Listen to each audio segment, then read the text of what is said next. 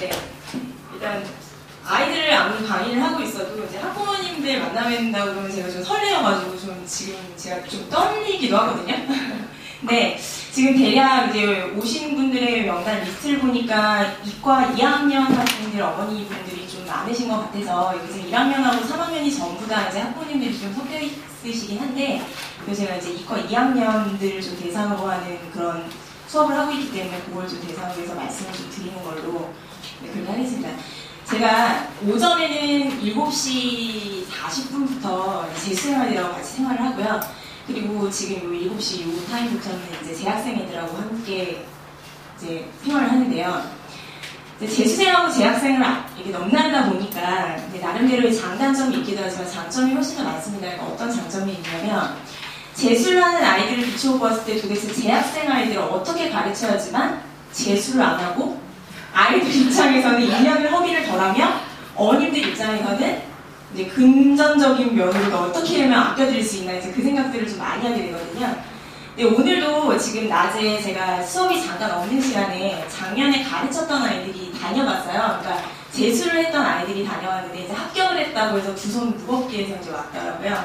그래가지고 네, 감사합니다 하고 이제 최종적으로 이제 발표가 이제 오늘까지 났거든요, 아이들이요. 그래서 최종적으로 그러니까 전화통 붙들고 이제 기다리다가 이제 오늘까지 합격 발표를 받고서 이제 온 아이들이 이제 오늘 앞에 다녀왔는데 그것들 이게 쭉 보면서 어떻게 하면 재학생 아이들 잘해서 재수 없이 이제 수업을 진행을 해서 이 아이들 잘 보낼까에 대한 생각들을 좀 제가 좀 많이 오늘도 좀 해본 것 같습니다. 근데 일단 부모님들 지금 여기 어느 한 분도 아이 수학 안 가르치고 계시는 분들은 없으실 거예요. 그리고 지금 제가 여기 들어와서 이렇게 수업 제 내용들을 좀 얘기를 드려도 어찌됐든 간에 수업은 듣고 있으시니까 좀 어느 정도 이제 경청하지 않으시는 분들도 있으실지도 모르지만 제가 저희 아이들 지금 저는 담임도 맡고 있고 학교 생활하고 똑같으니까 이제 그런데 담임도 맡고 있고 하다 보니까 이제 아이들 생활하는 것도 보고 그 아이들이 도대체 어떻게 했기 때문에 그 성적을 받을 수밖에 없었는지에 대한 분석을 매일매일 하거든요. 네, 2학년 학생들이 이제 대부분이라면 2학년 학생들 같은 경우에 지금 시기가 정말 가장 중요합니다. 정말 중요하고요. 고등학교 1학년이라면 1학년 아이들 물론 지금 굉장히 중요한 시기, 더 중요한 시기고요. 네. 제가 이제 올해 보냈던 학생들 중에서 제가 담임을 맡았던 반, 아닌 반 다 합쳐서 해공사관학교 간 학생도 있고요. 그다음에 뭐 연대고, 이대고 전부 합격한 학생들이 있는데 그 학생들의 공통적인 특징이 뭐였냐면 그래도 어느 정도 상위권 대학을 갔다는 학생들의 공통적인 특징이 아이들이 이 수학 공부를 했을 때 어머니들도 선행학습에 대한 것을 굉장히 많이 지금 유념해 보고 계실 텐데 선행학습을 하는 건 물론이지만 이 공부를 어떻게 자기가 쓰임새를 쓰일 수 있을지 그것을 잘 연구하고 가는 아이들이 굉장히 많았거든요. 그러니까 해운사학교 다니는 아이 같은 경우에는 저랑 같이 공부하는 1년 동안 모의고사 단 한 차례도 빼놓지 않고 전부 만점을 받았던 아이예요. 그런데 그 아이 같은 경우에도 수업 시간 물론이고 그 다음에 자기 혼자 주도적으로 학습하는 거 물론이고 다 그 공부들을 할 때 어떻게 하냐면 단 한순간 하나라도 놓칠까봐 무엇인가 굉장히 두려워하면서 공부를 했었던 아이거든요. 그래서 제가 지금 제 강의 특징에 적어놨지만 저는 제가 이제 강의 제 특징에 대해서 이제 좀 나누어드린 게 있는데요. 강의 특징에 이제 보시면 제가 이제 모토로 하는 게 그것이거든요. 뭐냐면 일단 수학 강의만 해서는 수학에 관한 것만 어머니들한테 내지는 아이들한테 제시를 해서는 아이들 절대 성적 못 올려주거든요.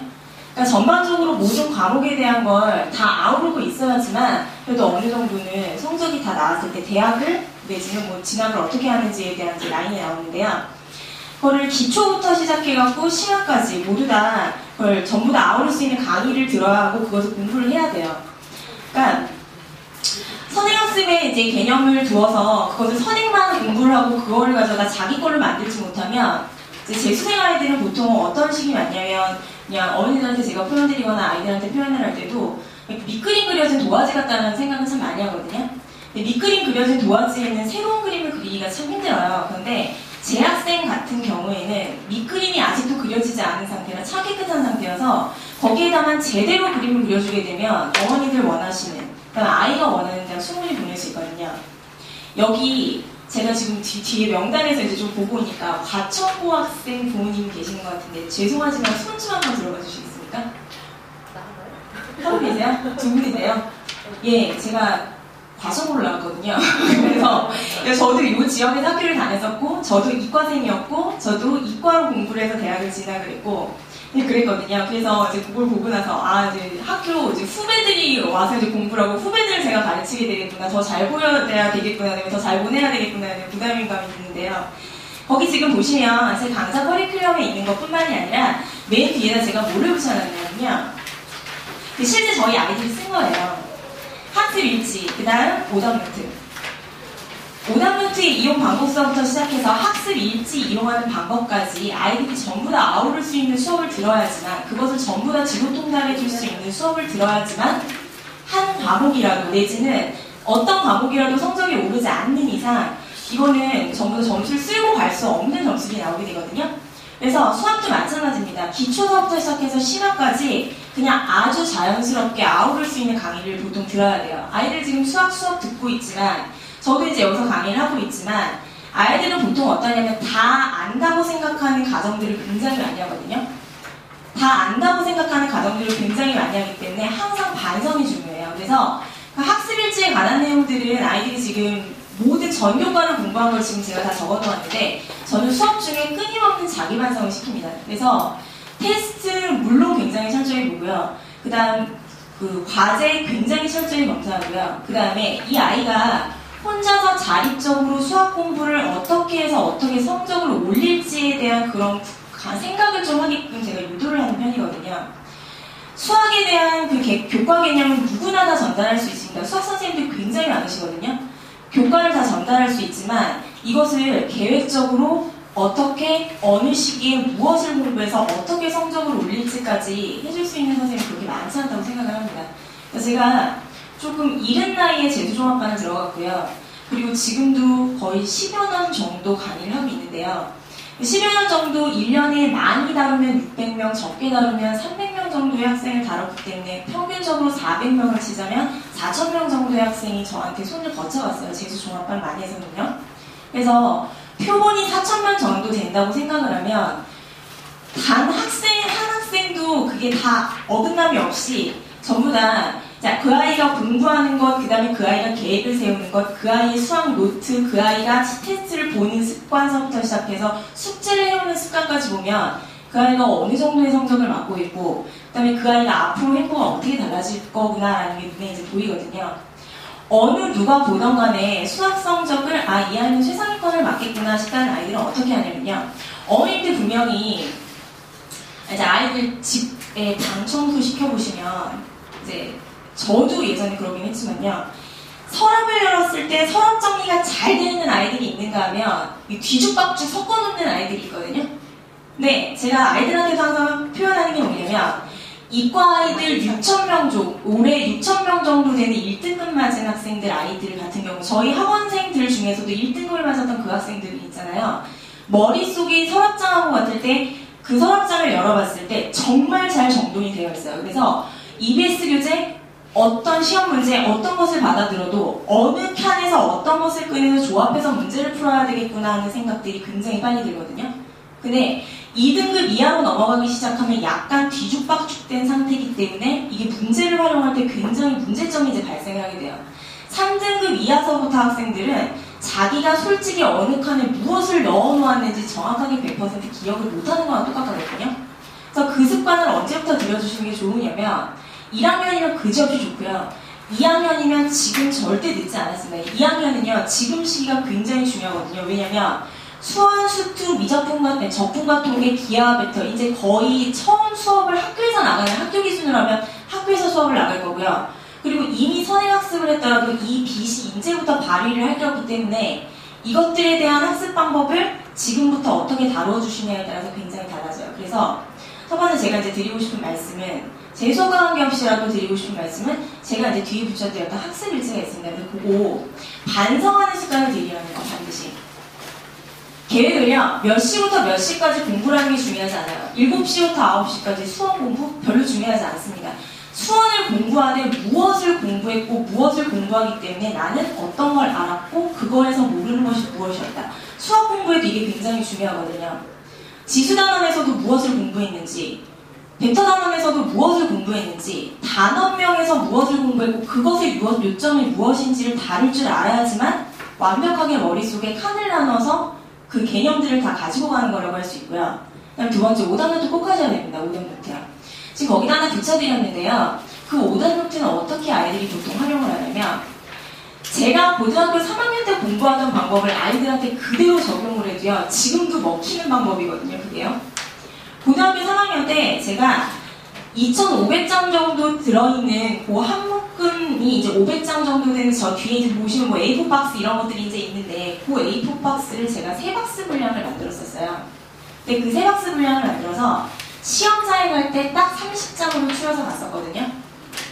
저는 저희 남편도 이제 같은 일을 하고 있어서, 저희 남편은 이제 스카이에듀에서 언어과 선생을 하고 있는데, 저희 남편하고도 성향이 굉장히 다르거든요. 남편은 수학을 굉장히 못하고 저는 언어를 굉장히 못해서 언어에 대한 두려움이 되게 커서 저는 언어는 좀 이렇게 밀어두는 스타일이었는데, 수학에 관한 욕심은 많아서 그게 A4 박스 3박스 분량으로 제 모르는 문제들을 정리를 했었습니다. 그래서 오답노트 아이들한테 하라고 굉장히 신경질내요. 그런데 그 오답노트를 활용할 수 있는 오답노트를 반드시 만드셔야 됩니다. 그래서 거기 이제 보시면 그냥 붙여만 놨는데 아이들이 그냥 붙여만 놓으면 되는데, 저는 그걸 어떻게 활용을 시키냐면요. 반드시 앞뒤 장에는 같은 문제가 적혀 있어야 됩니다. 같은 단원의 문제가 적혀 있어야 되고요. 반드시 행렬이면 행렬, 지수면 지수, 로그면 로그 같은 단원의 문제가 적혀 있어야 하고요. 그리고 그것을 있잖아요. 같은 문제를 가져다가 한꺼번에 10번을 풀어보는 것보다 일정한 간격에 텀을 두고 5번 정도 풀어보는 게 좋습니다. 처음 문제 풀고 나서 3일 뒤, 처음 문제 풀고 나서 일주일 뒤, 처음 문제 풀고 나서 한 달 뒤, 처음 문제 풀고 나서 3달 뒤, 그 다음 맨 마지막. 그 기간이 이제 자기가 정하는 거고요. 그렇게 해서 그 장이 다 해결되면 그냥 버리게 하세요. 그럼 나중에는 자기가 정말 공부해야 되는 엑기스들만 남거든요. 그리고 그 오답노트를 정리를 할 때는 선생님들이 풀이서부터 시작해서 모범답안, 그 다음에 선생님들이 써주시는 뭐 스킬, 이런 것들이 다 포함되어 있으면 그저지 좋습니다. 그리고 숙제를 할 때도 마찬가지거든요. 저희 지금 아이 지금 저쪽반에서 공부를 하고 있는데, 숙제를 할 때도 적절한 분량을 항상 처리하는 방법들을 다 알아둬야 되는데, 그게 계획에서 나옵니다. 계획에서요. 계획에서 어떤 단원을 어떻게, 오늘 어디까지 무슨 책을 가지고 몇 쪽까지 어떻게 공부하겠다, 개념은 어떻게 정리를 해야 되고, 문제풀이는 어떻게 해야 되고, 오답 정리는 어떻게 해야 된다, 여기까지가 정리되는 게 과제를 다 해오는 거고 수업 공부를 전부 다 하는 거거든요. 그래서 제 수업 시간에는 그런 게 다 아우러서 들어가져 있고요. 제 자랑은 아니지만 이과생 수업서부터 시작해서 문과상위반, 이과상위반 전 다 재수생들 수업을 들어갑니다. 그래서 올해 같은 경우에는 아까도 말씀드렸지만 해동상학교 관학생, 그 학생도 이제 저한테 와서 상담을 받았고, 그다음에 오답노트 받아가고 검사하고 이제 이런 과정들을 다 거쳤었는데, 그 아이들도 이제 공통적으로 전부 다 어떠냐면, 처음에는 다 이게 이제 우왕좌왕하고 그걸 실행할 수 있을까 없을까에 대한 고민을 굉장히 많이 하거든요. 근데 결국은 아이들도 습관이 굉장히 중요해서 습관을 1학년 말 내지는 처음 고등학교 스타트하는 그 입장, 조금 늦었다는 감이 없지 않아 있긴 하지만 고등학교 3학년 시작하면서부터 그렇게 들여주시면 6,900명 안에 드는 1등급 그렇게 어렵지 않습니다. 요새요, EBS 교재가 굉장히 중요하다고 해서 그거 아이들 굉장히 목숨 걸고 보거든요. 근데 EBS 교재에 나오는 거의 문제들은요, 아이들 기존의 교과서 내지는 기존의 문제집에서 다뤄봤던 유형이 대부분이에요. 근데 1등급 맞는 아이들도 사실상 그 문제 들이대면 전부 다 못 푸는 건 마찬가지거든요. 근데 그 이유가 뭐냐면, 체계적으로 정리가 되어 있지 않은 아이들 같은 경우에는 4점짜리 문제 나오면 절대 못 푸는 경우들이 굉장히 많아요. 그래서 처음부터 체계적으로 이과생을 시작하는 그 입장에서 그렇게 이제 정리 정도는 해주시고 어느 정도 습관을 좀 들여주시면 아이들 충분히 최상위권 성적 받아서 어머니들 재수시키지 않고서도 좋은 성적으로 원하는 대학 입학시키실 수 아마 있을 겁니다. 그래서 지금 저는 수투 강의를 겨울방학 동안은 진행을 했고요. 3월 초서부터는 적분과 통계 강의를 들어가게 됩니다. 그래서 대부분 이과생 학생들, 욕심 많으신 부모님들, 욕심 많으신 학생들은 거의 겨울방학 때까지 수투 이상은 전부 다 보는 게 대부분이거든요. 적분과 통계 단원 같은 경우, 뭐 다른 단원이어도 마찬가지만 저는 수업을 이제 어떻게 나가냐면요. 일단 본수업을 제가 하고요. 본 수업 안에 들으면 무엇이 다 해결되냐면 일단 내신에서 중요하게 여겨주는 문제부터 시작해서 지금 저희 아이 2학년 예비반 아이지만 지금 수능 특강 풀고 있거든요. 고등학교 3학년 수능 특강이요. 수투 진도를 거의 미분 정도까지 다 나가게 됐는데 수능 특강을 던져주면 3분의 2 정도는 자기가 스스로 풀게 되는 강의. 그러니까 처음 펜을 들어서 내지는 제가 처음 칠판에 분필을 들어서 강의하는 순간부터 그 단원이 끝날 때까지는 기초부터 심화까지 그 아이가 느끼지 못한 행세의 강의를 다 합니다. 모든 내용을 다 실어서요. 그 다음 두 번째, 문제의 양을요. 그냥 교재 보통 그냥 인강에 오시는 선생님들 아니면 그냥 기본 선생님들 자기 교재 만들면 어떤 식의 문제들을 많이 실어 놓으시냐면요. 풀기 편한 문제, 보여주기 편한 문제 참 실어 놓으시는 경우 많거든요. 그런데 저는 제가 실어 놓는 문제의 수가 굉장히 많아서요. 아이들 보통 다뤄야 되는 모든 유형들 다 다뤄보고 갈 수 있게. 그리고 또 하나는 뭐냐면 다문학 천원백제라고 해서 아이들이 좀 많이 보는 교재, 숙제 교재를 내주게 되고요. 그 다음 보통 학교에서 다루고 있는 교과서나 교과서 익힘지 그게 기본으로 시험 문제가 나오니까요.